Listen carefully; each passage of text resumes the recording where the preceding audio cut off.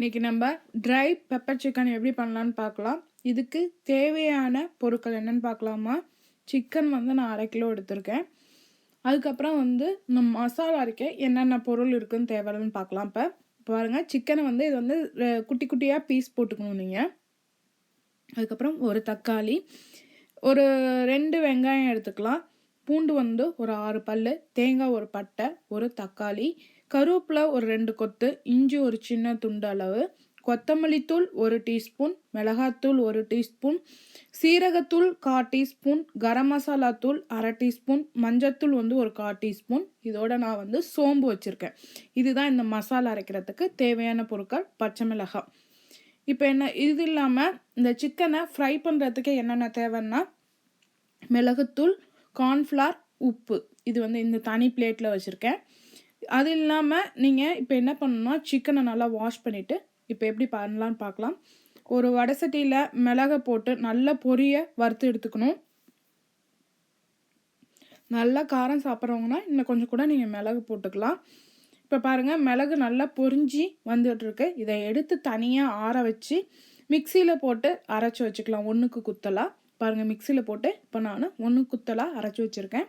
இதை எடுத்து தனியாக வச்சுருங்க. அதுக்கப்புறம் சிக்கன் மேலே கார்ன்ஃப்ளவர் லைட்டாக மிளகுத்தூள் போட்டு உப்பு போட்டு ஃப்ரை பண்ணிக்கலாம் எண்ணெயில் போட்டு.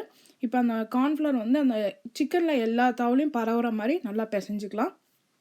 எண்ணெய் காய வச்சுருக்கேன். இப்போ இதில் அந்த சிக்கன் பீசஸ் போட்டு நல்லா ஃப்ரை ஆகி எடுத்து வச்சுக்கலாம் தனியாக.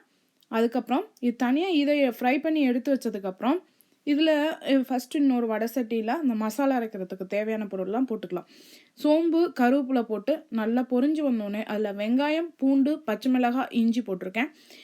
இது நல்லா வாட்டினதுக்கப்புறம் இதில் நம்ம தக்காளி, தேங்காய் போட்டுக்கலாம். இதுவும் நல்லா வாடினதுக்கப்புறம் நம்ம வச்சுருக்க மசால் தூள் போட்டு அதை ஆறுனதுக்கப்புறம் அரைச்சி எடுத்துக்கலாம். இப்போ பாருங்கள், மசால் தூள் போட்டிருக்கேன். இதை வந்து நம்ம அடுப்பை ஆஃப் பண்ணிடலாம். நல்லா தக்காளிலாம் நல்லா மெசைய வாட்டிட்டு நம்ம இது வந்து ஆற வச்சுக்கலாம்.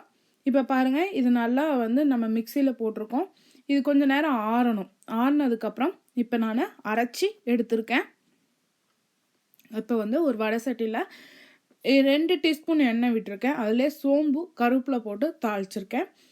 இப்போ வந்து நீங்கள் பெப்பர் சிக்கனாகவே இந்த சோம்பு கொஞ்சம் பெப்பர் அதிகமாக போட்டிங்கன்னா அந்த பெப்பர் சிக்கனோட வாசம் வரும்.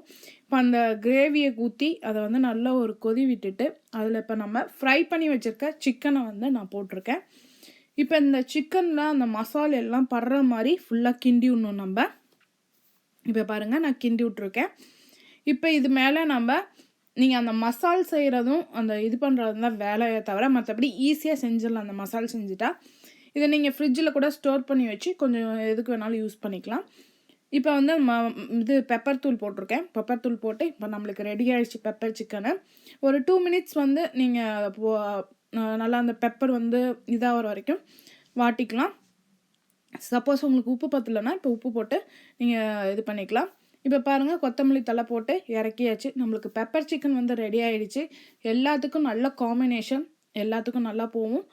பிரியாணிக்கு, தயிர் சாதத்துக்கு, ரசம் சாதத்துக்கு எல்லாத்துக்கும் நல்லா போகும். செஞ்சு பாருங்கள். செஞ்சு பார்த்துட்டு உங்கள் கமெண்ட்ஸை போடுங்க. எங்கள் சேனலை சப்ஸ்கிரைப் பண்ணுங்கள்.